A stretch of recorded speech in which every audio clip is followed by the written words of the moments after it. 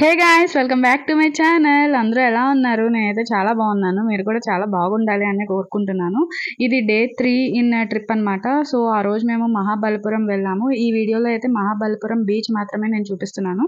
తర్వాత నెక్స్ట్ వీడియోలో మహాబలిపురం టెంపుల్ కూడా చూపిస్తాను నేను. ఇక్కడికి వచ్చేసరికి మేము యాక్చువల్లీ మా ప్లాన్ ఏంటి అంటే సన్ రైజ్ కోసం మేము ముందుగానే వెళ్ళిపోవాలి, రీచ్ అయిపోవాలి అనే టార్గెట్ పెట్టుకున్నాము బీచ్కి. సో మేము అనుకున్న టార్గెట్ని ఫస్ట్ టైం మేము రీచ్ అయ్యామన్నమాట. సన్ రైజ్ అవ్వకముందే అక్కడికి వెళ్ళిపోయాము ఆ మూమెంట్ని క్యాప్చర్ చేసుకోవడానికి. అండ్ బీచ్లో చాలామంది మాలాగే అలాగా సన్ రైజ్ కోసం వెయిట్ చేస్తున్నారు.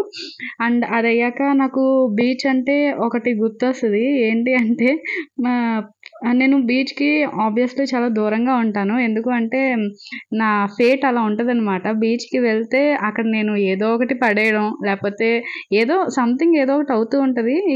నేను ఎందుకు ఇంత ఇదిగా చెప్తున్నాను అంటే పురుషుడు పుట్టిన నేలకి యజ్ఞం తలపెట్టినట్టు బీటెక్లో అసలు ఎప్పుడు ఎక్కడికి వెళ్ళలేదు. నేను ఇంట్లో ఒప్పించి మా బ్రాంచ్ ఫెస్ట్కి పిక్నిక్ టూర్లా ప్లాన్ చేసుకుంటే మేము వెళ్తే తీరా చూస్తే నా ఫోన్ నేను వేరే ఒకరికి ఎవరికో ఇచ్చాను. వాళ్ళు ఆడుకొని లాస్ట్కి ఆ బీచ్ వాటర్లో పడేశారు. అంటే నా తప్పేమీ లేదు అసలు. నేను వెళ్ళేటప్పుడే నేను బ్యాగ్లో పెట్టుకుని వెళ్తే ఎవరో ఫొటోస్ తీసుకుంటాము అని చెప్పి నా చేతి నుంచి అది లాక్కున్నారు.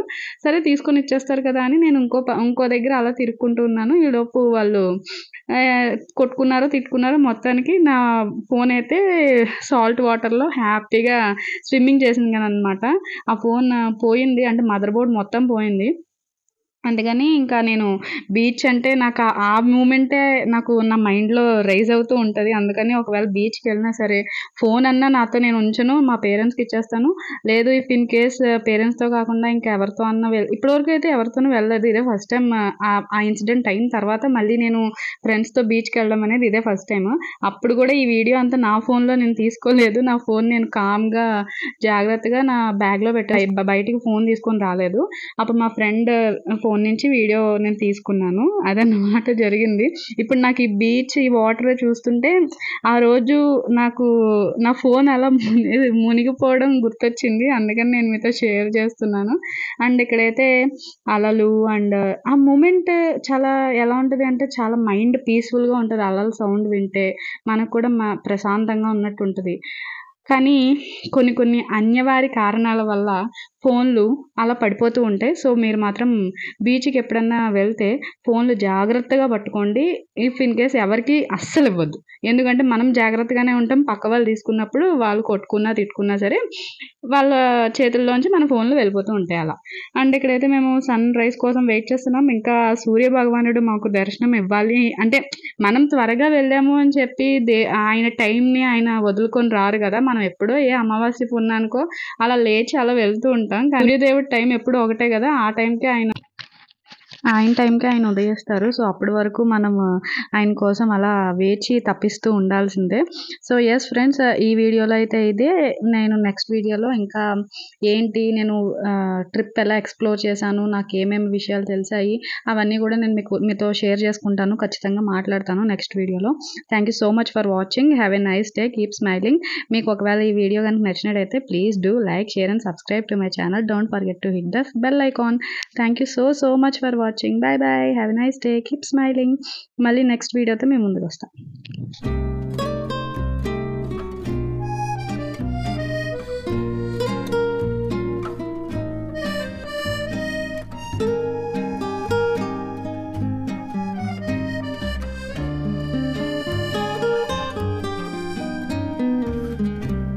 올해도 이렇게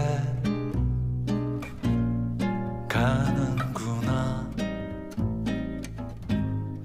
봄바람에 일렁이듯 춤 한 번 못 추고 또 여름엔 파도 소리 한 번 못 듣고 올해는 가도 내년엔 약속인지 원망인지